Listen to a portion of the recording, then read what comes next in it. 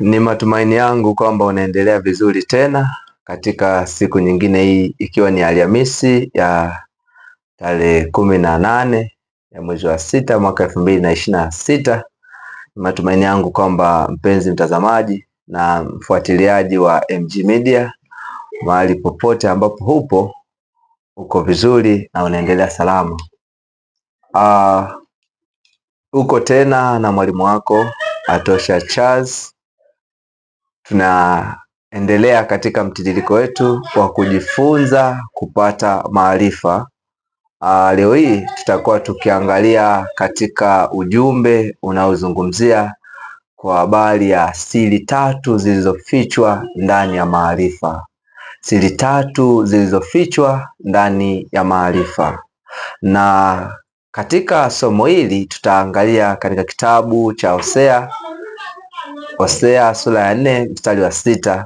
Tukiangalia katika Hosea sura ya 4 mstari wa 6, Biblia inasema kwamba watoto wangu wanaangamizwa kwa kukosa maarifa. Lakini inaendelea mbele kusema kwamba kwa kuwa wewe umeyakataa maarifa, mimi nami nitakukataa wewe usiwe kuhani kwangu mimi. Kwa kuwa umeisahau sheria ya Mungu wako, mimi nami nitawasahau watoto wako.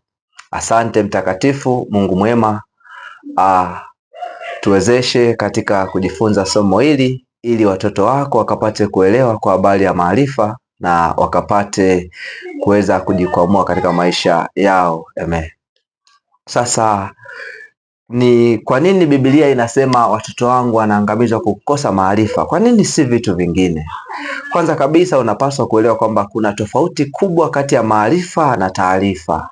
Katika dunia ambayo tunaishi, watu wengi wana taarifa kuhusu vitu vingi, lakini wachache ambao wana maarifa.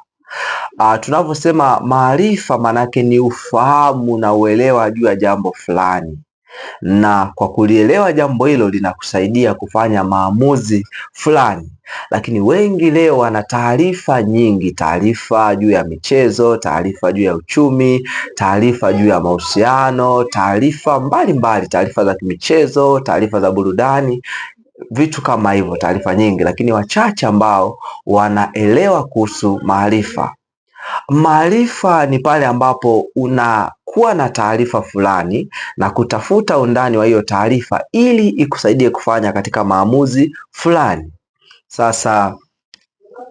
Sasa tukiangalia kutokea katika kitabu cha Hosea 4 mstari wa 6, Biblia inasema watoto wangu wanaangamizwa kwa kukosa maarifa. Biblia haituonyeshi kwamba watoto wangu wanaangamia aidha kwa kukosa maombi, watoto wangu wanaangamia kwa kukosa kufika ibadani, watu wangu wanaangamia yamkini kwa kukosa labda kutoa sadaka, yamkini watoto wangu wanaangamia kwa kukosa kitu kingine chochote kile. Lakini Biblia inazungumzia kwamba watoto wangu wanaangamizwa kwa kukosa maarifa. Nini ambacho tunajifunza? Kumbe kuna siri kubwa ambayo iko ndani ya maarifa, ambayo ukifahamu siri iliyoko katika maarifa, kila kitu kwenye maisha yako kinaenda kubadilika.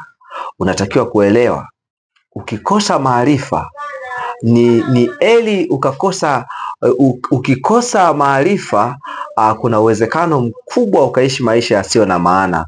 Hata ukiwa na maono makubwa, lakini ukikosa maarifa inakuwa ni ngumu kufikia hayo maono yako, kwa sababu maono yoyote pia ili yaweze kufikiwa yanahitaji maarifa.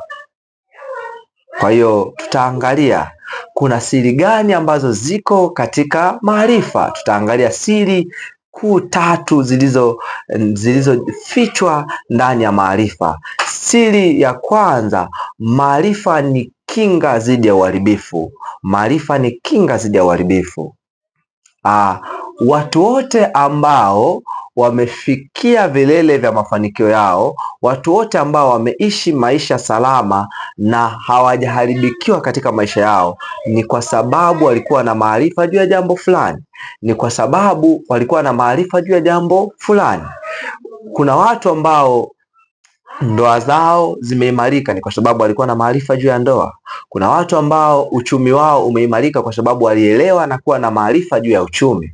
Kuna watu ambao mahusiano yao ni imara kwa sababu walikuwa na maarifa juu ya mahusiano. Kuna watu ambao wametengeneza social network ambazo ni kubwa na za muhimu sana kwa sababu walikuwa na maarifa juu ya kutengeneza social network.